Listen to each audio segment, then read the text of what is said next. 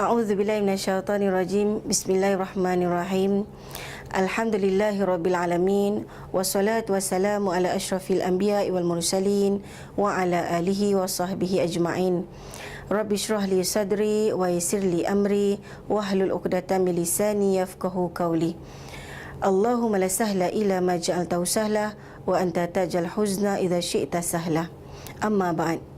Qala Rasulullah sallallahu alaihi wasallam, man shoma ramadana imanan wa ihtisaban ghufira lahu ma taqaddama min zambi. Alhamdulillahirabbil alamin.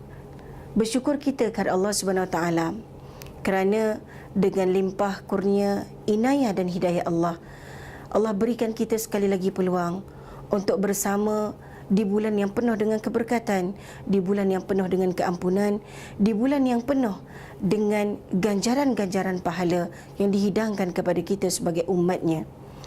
Umat yang begitu banyak melakukan kesilapan, umat yang mana imannya ada kalanya berkurang, menipis dan ada kalanya menebal.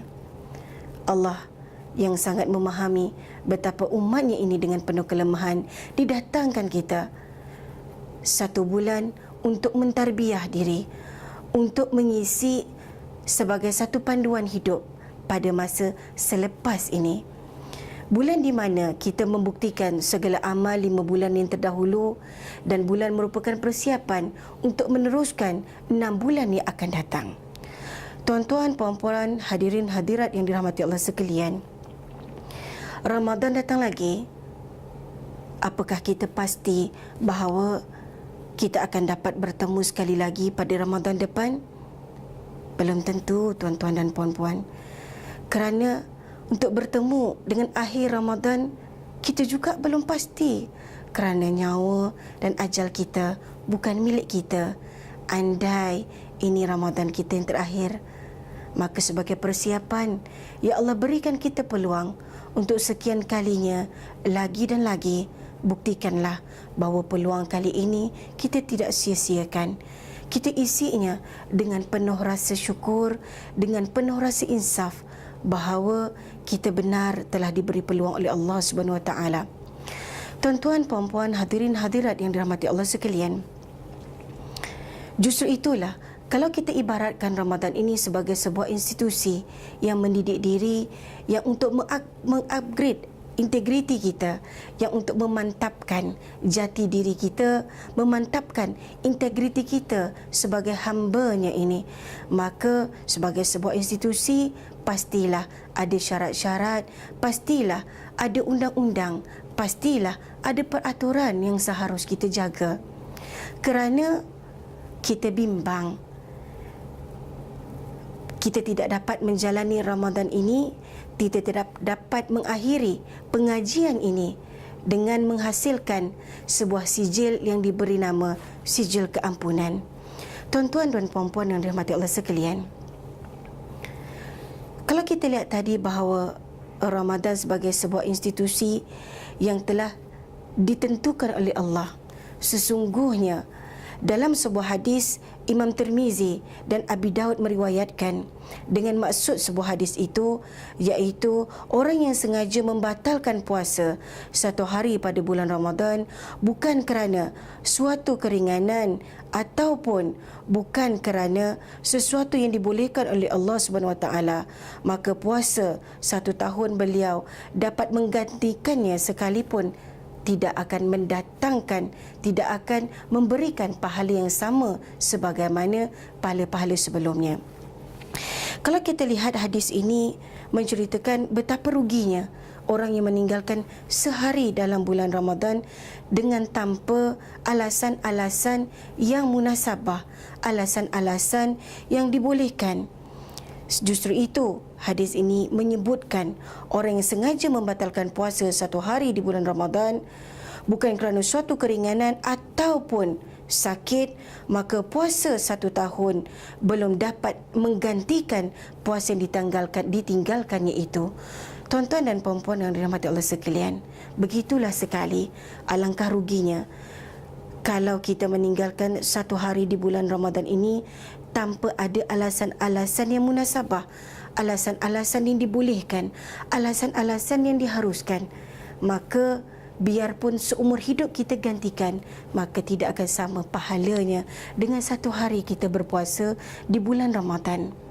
Tuan-tuan puan-puan yang dirahmati Allah sekalian, bagaimana Ramadan ini boleh menjadi pusat pentadbiran integriti untuk menjadikan diri kita ini seorang yang beriman, yang dapat membuktikan rasa kecintaan kita kepada Allah dengan penuh rasa keinsafan kita sebagai hamba yang diberi peluang untuk beribadah, yang mungkin ini adalah kali terakhir pada tahun ini dan mungkin kita tidak bertemu dan berpeluang dengan Ramadan pada tahun depan.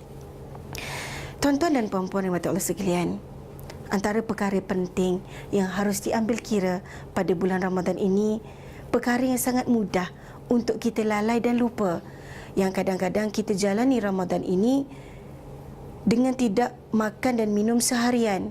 Namun sayang, 1000 kali sayang, kerana Allah tidak mengira selain kita hanya mendapat penat, tidak makan dan tidak minum. Kenapa? Kerana kita tidak menjaga lidah kita, tuan-tuan dan puan-puan yang dirahmati Allah sekalian. Ramadan ini, jadikanlah ia satu institusi yang mampu untuk kita mendidik terutamanya lidah kita pada hari ini, tuan-tuan dan puan-puan yang dirahmati Allah sekalian. Di mana kita nak melihat hasil pentadbiran lidah pada bulan Ramadan ini? Pastilah hasilnya kita akan dapat lihat pada bulan Syawal, di mana di situ nafsu kita dan syaitan telah kembali bersatu. Di situlah di mana kita akan lihat bahawa pendidikan dan pentadbiran yang kita lalui sepanjang Ramadan untuk memastikan lidah kita ini hanya menyebut sesuatu perkara yang baik, untuk melakukan, memberikan semangat, memberikan motivasi kepada diri dan orang lain melakukan sesuatu yang lebih baik, akan dapat dilihat. Tuan-tuan dan puan-puan yang dirahmati Allah sekalian, lidah adalah suatu anggota yang Allah jadikan, deria yang Allah berikan kepada kita untuk digunakan bagi mengingati kelebihan dan juga nikmat yang Allah dah beri, supaya ia dijadikan suatu hujah di sisi Allah di hari akhirat nanti. Dan Ramadan ini, gunakanlah ia dengan memperbanyakkan zikir, dengan memperbanyakkan membaca Al-Quran, dengan memperbanyakkan menyebut perkataan-perkataan yang baik. Namun benar, lidah ini yang tidak bertulang sukar untuk kita didik. Bab mengumpat ni, tuan-tuan dan puan-puan yang dirahmati Allah sekalian, satu perkara yang seronok. Sebab itu kata Rasulullah, mengumpat ini seperti mana kita makan daging saudara kita sendiri. Siapa yang diumpat pasti akan rasa begitu sakit, akan terasa terhina, akan terasa dendam. Dan justrulah bulan Ramadan ini, kita sebenarnya berada di satu tempat, biar kita tidak nampak Allah, tetapi kita yakin bahawa Allah nampak kita. Kita berpuasa dan apa yang kita tahu, kita tak nampak Allah. Namun hakikatnya tak adalah pula kita pergi ke bilik air, minum senyap-senyap kerana kita rasa orang tak nampak. Biarpun di hadapan kita hidangan yang maha hebat, tetapi iman kita mengakui bahawa benar aku tak nampak Allah, tetapi Allah nampak kita. Hebat kan tarbiyah Ramadan itu? Justru itu Ramadan ini, inilah proses untuk kita memastikan diri untuk menjadi hamba yang berkualiti di sisi Allah Subhanahu Wa Taala, supaya natijahnya pada akhir Ramadan ini, pada akhir hidup kita nanti, apabila kita dibangkitkan untuk dikira segala amal Ramadan ini, menjadi bukti pemberat mizan kita di hari akhirat. Dan untuk itu mungkin kita boleh lihat, tuan-tuan, puan-puan yang dirahmati Allah sekalian, kalau kita lihat perbuatan mengumpat ini, sesuatu yang sangat menyeronokkan. Mengumpat ni pada saya, bagi kita, kalau orang perempuan ni biasa dia guna sistem IKS, industri kecil dan sederhana. Orang perempuan ni kalau dia mengumpat, biasanya dia berdua je bermula. Yang seorang lagi akan memberi respon, dan akhirnya dah habis majlis tu, dia ada pula pesanan penaja. Apa pesanan penaja?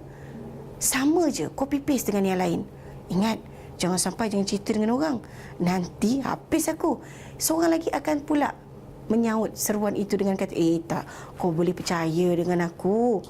Padahal balik aja daripada itu, tak sempat sampai rumah, masuk dalam kereta, kita terus saja bagi SMS dekat member, babe, dapat dengar cerita panas ni, nak dengar tak? Sambung lagi pesanan penaja bahawa, kau ingat, jangan cerita dengan orang, jangan cakap aku cerita, habis aku nanti. Tuan-tuan, puan-puan mata Allah, agaknya mungkin bila kita beratuk untuk dihisap oleh Allah, agak-agak mula dengan Cik Limah dengan Cik Tipa je, tiba-tiba kat belakang berdarah berderet ramai. Cik Limah pun ada, Cik Siti pun ada. Bila masa daftar ni? Kenapa? Kerana kita tidak menggunakan lidah kita dengan baik. Tuan-tuan, puan-puan dan mata Allah sekalian, ingat, lidah ini harus ditakuti. Lidah ini punca kepada perbalahan. Lidah ini seharusnya kita jaga agar ia tidak menjadi sesuatu yang membebankan pada hari akhirat kelak. Dan mudah-mudahan ibu-ibu, tuan-tuan, puan-puan yang di luar sana, pentarbian Ramadan ini yang menjadikan kita lebih dekat dengan Allah Subhanahu Wa Taala, biar kita tidak melihatnya tapi kita yakin bahawa Allah melihat kita, bahawa kita akan rasa sentiasa dijaga, sentiasa diperhatikan oleh Allah. Rasa sentiasa dijaga, rasa sentiasa diperhatikan oleh Allah Subhanahu Wa Taala, biarpun Allah itu tidak kita lihat, haruslah dikekalkan sehingga berakhirnya Ramadan, sehinggalah kita dapat bertemu dengan Ramadan sekali lagi untuk memperbaiki latihan-latihan yang seharusnya kita dah lalui sepanjang bulan Ramadan ini. Untuk itu, tuan-tuan dan puan-puan dan rahmat Allah sekalian, mudah-mudahan Ramadan ini akan menambahkan rasa seronoknya kita bertemu dengan Syawal akan datang dengan penuh rasa syukur kerana lidah yang diberi ini akan dapat dijaga, tidak akan digunakan untuk memecah belahkan dan untuk juga untuk kita merosakkan hubungan sesama kita yang akhirnya kita akan berlakunya sesuatu yang kita tidak ingini. Yang sepatutnya kalau kita berakhir Ramadan ini akan bertemu dengan Syawal, maka Syawal itu menjadi pengikat silaturahmi yang akan terbuah hasil daripada Ramadan yang dijalani dengan penuh rasa keinsafan dan penuh rasa keimanan. Untuk itu, sama-sama kita muhasabah diri, jalani Ramadan ini dengan penuh rasa keimanan dan kita rasa percaya bahawa Allah benar-benar lihat kita, biar kita tidak nampak Allah. Dan saya sudahi pertemuan kita ini. Yang baik itu datang daripada Allah, yang lemah itu datang dari kekurangan ilmu saya sendiri. Saya sudahi dengan wabillahi taufiq wal hidayah. Wassalamualaikum warahmatullahi wabarakatuh. Wallahu a'lam bishawab.